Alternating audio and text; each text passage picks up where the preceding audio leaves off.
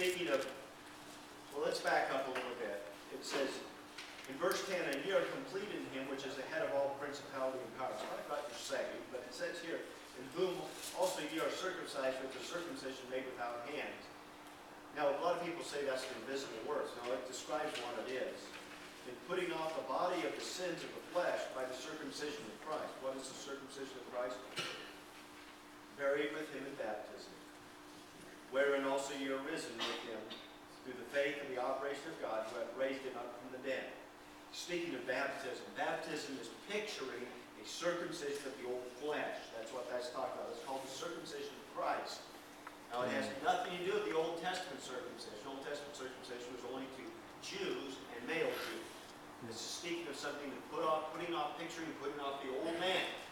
So he's talking about this. Now, that's just something I want to just share with you, but we'll get into the message. It says, buried with him in baptism, whereso you are risen with him through the faith of the operation of God, who hath raised him from the dead. And you, being dead in your sins and the uncircumcision of your flesh, hath he quickened together with him, having forgiven you all trespass, blotting out the handwriting of ordinances that was against us, which was contrary to us, and took it out of the way, nailing it to his cross. And having spoiled principalities and powers, he made a show of them openly, triumphing over them in it. Let no man therefore judge you in meat or in drink or in respect of the holy day, or of the new moon, or of the Sabbath days, which are a shadow of things to come, but the body is of Christ.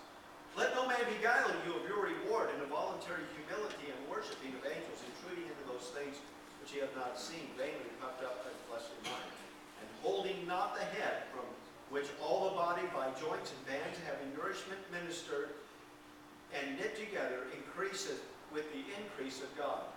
Wherefore if ye be dead with Christ from the rudiments of this world, why as though living in the world are ye subject to holiness?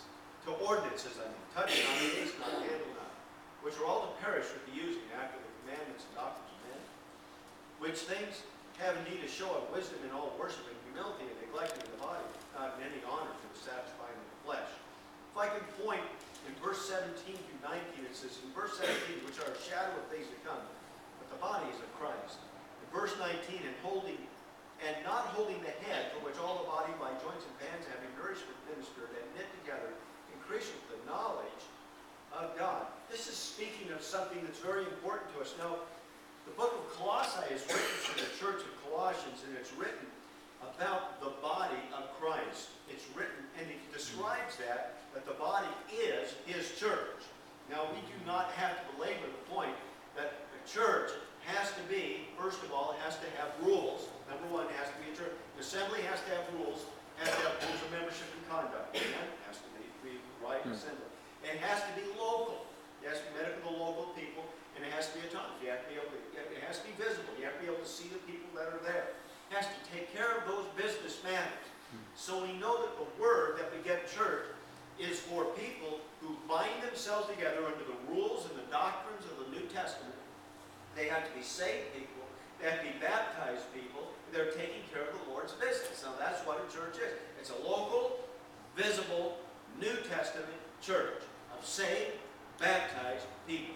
That's what a church is. That's the expressed explanation in all the New Testament of what any type of church is. It's local, it is visible, it is autonomous. It's made up of the local people. It's no bigger than that, no smaller than that. That's what it is. Now, tonight, what I'd like to share with you is last week we looked at the administration of the church. We saw what administration